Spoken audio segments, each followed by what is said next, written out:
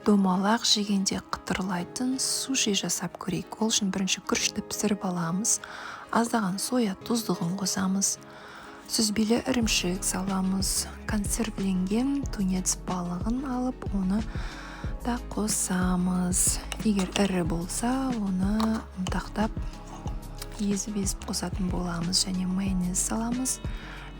Су қолымызбен осындай домалақ шариктер жасап аламыз. Және нори қосуды ұмытып кетіппін. Оны да қоссақ өте дәмді болады. Осылай шарик жасап, жұмыртқаға аунатып аламыз. Одан кейін кептірілген нан ұнтақтарына аунатамыз. Содан кейін қатты қызып тұрған майда қызарғанша қуырып аламыз. Өте дәмі күшті болып шығады. Жасап көріңіздер. Бетіне терияки соусы мен жасыл пияз қостым.